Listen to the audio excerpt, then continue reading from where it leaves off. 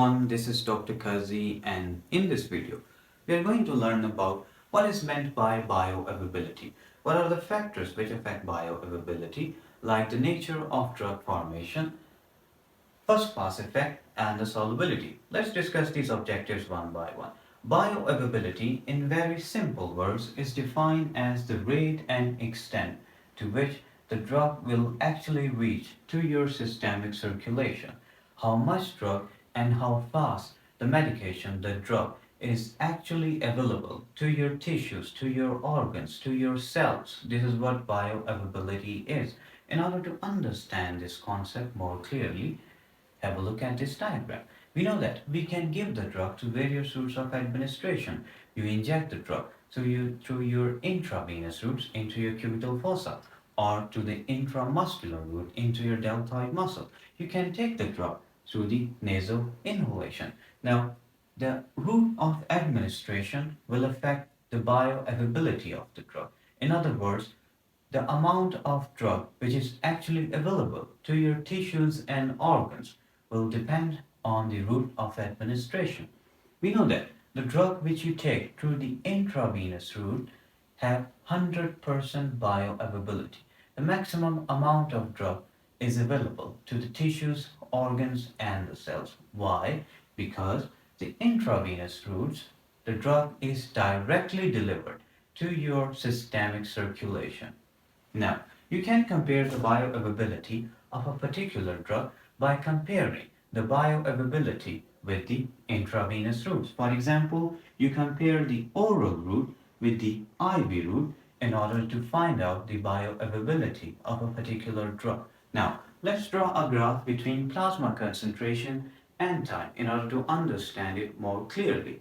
We take the plasma concentration on y-axis, and on x-axis we have time.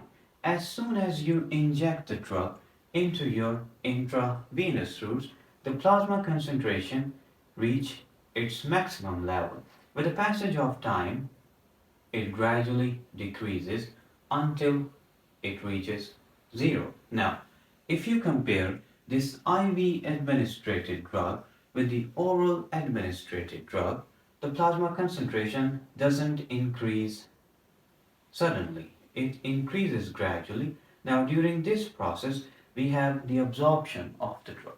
The amount of drug is being absorbed through your stomach, through your intestines, the drug which you take through the oral route. Some part of the drug is lost in the first pass effect or the first pass metabolism. And when we have the distribution of the drug to the tissues, organs, the plasma concentration decreases and it is eliminated from the body. Now, you can find out the bioavailability of a particular drug using this formula. Area under the curve for the oral drug divided by area under the curve for the IV injected drug multiplied by 100. Now, what are the factors which affect the bioavailability of the drug? In other words, the rate and extent to which the drug is available to your tissues, organs, and the cells depends upon first pass effect, the solubility of the drug, the chemical instability of the drug, and the nature of drug formation. Let's discuss these one by one. First pass effects occur in our liver. The first pass hepatic metabolism occurs when you take the drug through the oral route. The drug is eventually absorbed in your stomach and small intestine. Now, through the portal circulation, the absorbed drug will reach to your liver, and the amount of unchanged drug which enters your systemic circulation is reduced. Through this systemic circulation, the drug is available to your tissues, organs, and the cell. This is the actual amount of drug which is decreased, which is available to your tissues and organs. So the bioavailability of the oral drug is decreased. Now, you take 90% nitroglycerin through the oral route. 90% of the nitroglycerin which you take through the oral route is lost. This is the reason why we take nitroglycerin to the sublingual and the transdermal route, because through the sublingual and the transdermal route, the drug is directly delivered to your veins, to your intravenous circulation, to your systemic circulation. So the bioavailability is not decreased. Now, how solubility affect the bioavailability?